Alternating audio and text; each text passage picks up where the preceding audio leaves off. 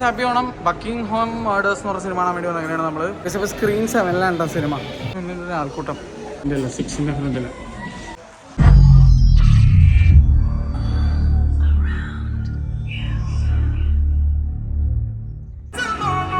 Buckingham murders director by Hansal Mehta.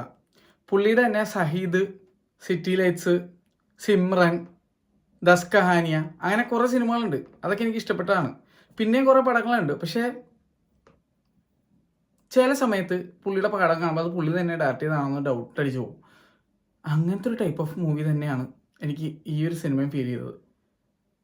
കരീനെ പോലെ ഒരു ഗംഭീര ആക്ട്രസ് ഇതിനകത്തുണ്ട്. ചില സമയത്ത് കരീനയ്ക്ക് ചില റോളുകൾ കിട്ടിക്കഴിഞ്ഞാൽ കരീന അങ്ങനെ വിളയാടിക്കളയും.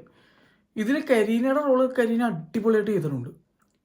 ഇത് പുറം രാജ്യത്ത് നിന്ന് എടുത്തിരിക്കുന്ന രീതി, കാര്യങ്ങൾ, കൂടെ അഭിനയിക്കുന്ന ആക്ടേഴ്സ് എല്ലാവരും അടിപൊളിയാണ്. പക്ഷെ സിനിമ മൊത്തത്തിലൊരു ഇൻകംപ്ലീറ്റ്നെസ് പോലൊരു സംഭവം എനിക്ക് ഫീൽ ചെയ്തത്.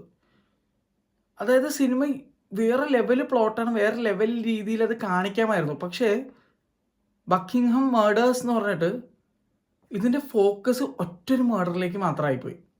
അപ്പോൾ എൻ്റെ മനസ്സിൽ ഒരു ത്രില്ലർ ഇഷ്ടപ്പെടുന്ന, ഇങ്ങനത്തെ മേഡർ മിസ്റ്ററി അല്ലെങ്കിൽ ഒരു പോലീസ് സോൾവിങ് അല്ലെങ്കിൽ FBI രീതിയിലുള്ള പടമൊക്കെ ഇഷ്ടപ്പെടുന്ന എനിക്ക് ഒരു നിരാശയും തോന്നി ഈ സിനിമ കണ്ടപ്പോൾ. ചില കാര്യങ്ങൾ ഇഷ്ടപ്പെട്ടു, ചില കാര്യങ്ങൾ തീരെ ഇഷ്ടപ്പെട്ടില്ല.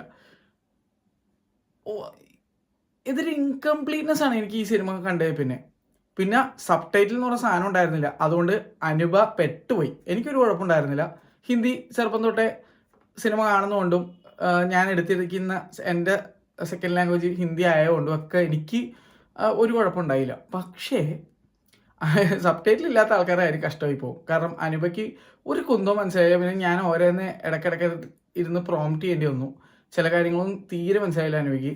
അപ്പോൾ അവൾക്ക് അതുകൊണ്ട് തന്നെ ഈ എക്സ്പീരിയൻസ് വളരെ മോശമായിരുന്നു. അവൾക്ക് അതുകൊണ്ട് ഈ സിനിമയെ ഇഷ്ടപ്പെട്ടില്ല. കാരണം അത് എൻജോയ് ചെയ്യാൻ പറ്റിയില്ല സബ് ടൈറ്റിൽ ഇല്ലാത്തതുകൊണ്ട്. അതെന്തുകൊണ്ട് അങ്ങനെ വന്നതെന്ന് എനിക്കറിയില്ല. പൊതുവേ എപ്പോഴും സബ് ടൈറ്റിൽ ഉണ്ടാവാറുണ്ട്. ഈ ഒരു സിനിമയ്ക്ക് സബ് ടൈറ്റിൽ ഇല്ലാതെ പോയി. പിന്നെ ഇതിൻ്റെ ഇംഗ്ലീഷ് എന്ന് പറഞ്ഞ ഓപ്ഷൻ ഉണ്ടായിരുന്നു, ഹിന്ദി അല്ലാതെ. ഞങ്ങൾ ഹിന്ദിയാണ് കണ്ടത്. ഇംഗ്ലീഷ് എന്ന് പറഞ്ഞ ഓപ്ഷൻ പക്ഷേ അൺഫോർച്ചുനേറ്റ്ലി PVR ലുലുവിലും ഉണ്ടായിരുന്നുള്ളൂ. അവിടെ അപ്പോൾ എനിക്ക് താല്പര്യം ഉണ്ടായില്ല. അതുകൊണ്ടാണ് ഞാൻ ഫോറിനിൽ പോയി കണ്ടത്.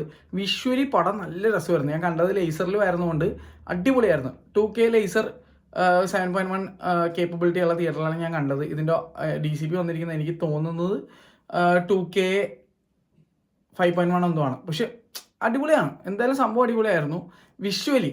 പക്ഷെ സിനിമ മൊത്തത്തിൽ നോക്കുമ്പോൾ എവിടേക്കോ എനിക്ക് ഡിസപ്പോയിൻമെൻ്റ് ആണ് നൽകിയത്. എന്നാൽ മോശം പടമൊന്നും പറയാനും പറ്റില്ല. അങ്ങനത്തെ ഒരു അവസ്ഥ. പക്ഷെ ഹൻസൽ മേത്ത മറ്റുള്ള സിനിമകൾ വെച്ച് നോക്കുമ്പോഴേക്കും ഷഹീദ് എന്നൊക്കെ പറഞ്ഞ പടമുണ്ട്, വേറെ ലെവലാണ്. അലിഗർ കിടിലം പടമാണ്. അപ്പോൾ സിമ്രൻ എനിക്ക് ഇഷ്ടപ്പെട്ട പടമാണ്. എത്ര പേർക്ക് അത് ഇഷ്ടപ്പെടണമെന്ന് അറിയില്ല. അതും ഇതുപോലെ പുറം രാജ്യത്ത് വെച്ച് സെറ്റ് ചെയ്തിരിക്കുന്ന ഒരു പടമാണ്. പക്ഷേ എന്തോ ഈ സിനിമ തൃപ്തികരമായി മാറിയില്ല. അതാണ് എനിക്ക് ഈ സിനിമയെ പറ്റി എനിക്ക് പറയാനുള്ളത്.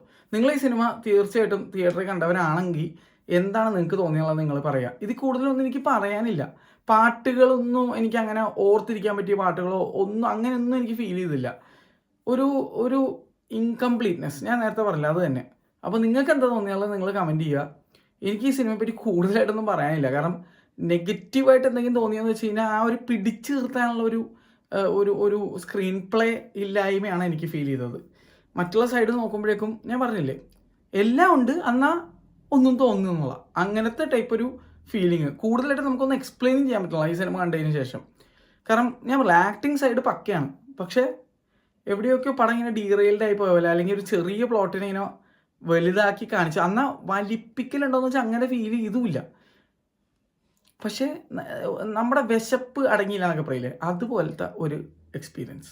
അത്രേ ഉള്ളൂ. വേറെ കൂടുതലൊന്നും പറയാൻ എനിക്കില്ല. അതാണ്. അപ്പോൾ ഞാൻ വെറുതെ ഒരു കാര്യമില്ലാതെ വലിച്ചെടുക്കിയിട്ട് കാര്യമില്ലല്ലോ. അപ്പോൾ ഇതാണ് എനിക്ക് തോന്നിയത്. നിങ്ങൾക്ക് എന്താ തോന്നിയാലും നിങ്ങൾ കമൻറ്റ് ചെയ്യുക. പിന്നെ തീരെ സ്ക്രീൻസ് ഇല്ല ഈ സിനിമയ്ക്ക്. എന്താണെന്നറിയില്ല.